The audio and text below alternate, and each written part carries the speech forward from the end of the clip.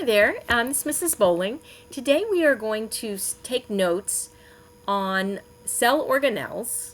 You should find this in OneNote. I've got it labeled as Organelle Notes 2024. And what we're going to do is talking about the different types of cells and what organelles or small little cell parts you would find in many different cells. And you're not going to find all the organelles in every cell, but some of the organelles you're going to find all the time. So let's talk about them.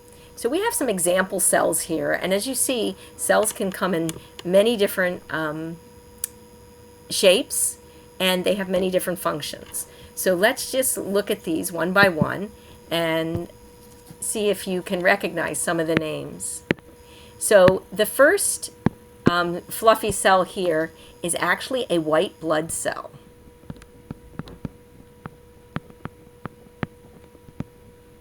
So white blood cells are blood cells that are not really providing the oxygen that the red blood cells do, but are keeping your body safe from invaders. So white blood cells are part of your body's defense mechanism to fight infections.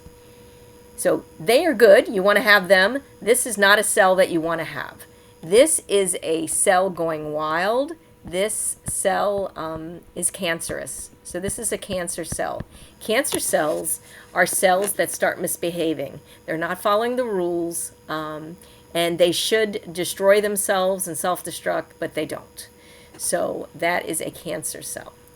Here you see some very specialized cells. What we're looking at is the outside of a, I think this is a leaf that you would find in a typical tree, and I'm outlining two long skinny cells that are on either side of this pore. The two long skinny cells are called guard cells, and they are opening and closing this pore or this hole that is referred to as a stoma. So the guard cells, and actually if there's more than one stoma, it's called stomata. Leaves are covered with these little pores, usually at the bottom, half of the leaf, and they will open and close based on the actions of the guard cells that are these long longitudinal cells that block that pore when they don't want things like water vapor to escape. CO2 would go in through that pore and O2 out, as well as H2O. So that's the job of the guard cell. This cell is a single-celled organism. You may recognize it as an amoeba. An amoeba is actually a type of organism that we refer to as a protist. It was one of the first cells that has a true nucleus. So it's eukaryotic, but it's a blob. It has this special feature which we referred to as a pseudo or false foot pseudopod. So it uses its cytoplasm to stream into extensions of its cell membrane to walk around, I guess you'd say, for locomotion, but also to trap its prey and engulf it. Do you see this little organism here that's fending for its life right now? That's the prey of the larger cell called the amoeba. So we talked about the white blood cells. This is the red blood cell, or RBC.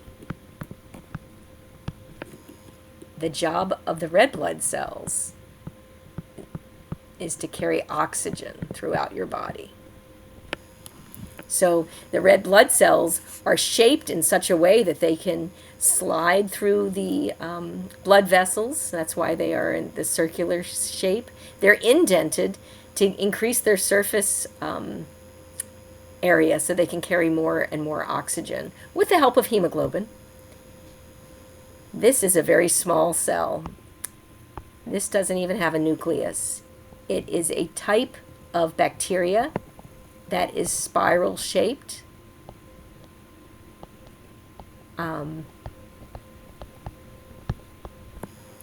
It has some features that help it to move, and those are called flagella. Look, it's got the flagella on the top and towards the bottom, but a very different shape, for instance, than the red blood cells. These are neurons or nerve cells. You can see the nucleus right there. That's the nucleus. And you can see all of these tree-like extensions of the cell membrane. All of these tree-like extensions are called dendrites. They are parts of the cell that reach out to make connections with other neurons or other nerve cells. This very well could be the way that your brain cells look right now as you are reaching out and making connections about what you're learning. And maybe this reminds you of something you've heard before, and those cells will start reaching out and making connections to other nerve cells to help seal that memory. This is a bundle of fibers which are in your muscles. So this would be a muscle cell. The nucleus is in a much different place than you would see in a typical animal cell. It's kind of embedded within these long fibers of muscle. So here are the muscle fibers. And here's another nucleus wrapped up in the muscles. So these filaments, some of them are called actin, some are called myosin. Remember, they're proteins.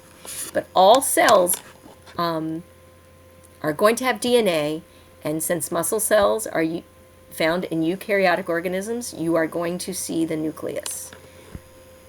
So these are just examples of the many, many types of cells that you're going to find in the living world.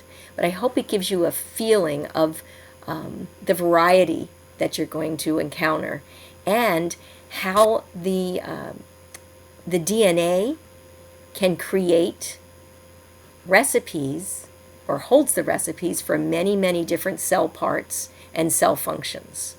So inside of all of these cells are going to be smaller parts that we're going to refer to as organelles.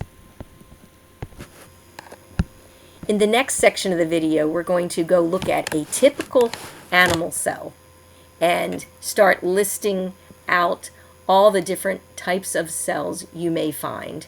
And then we'll add on some parts that you may find in a bacterial cell and that of a plant cell.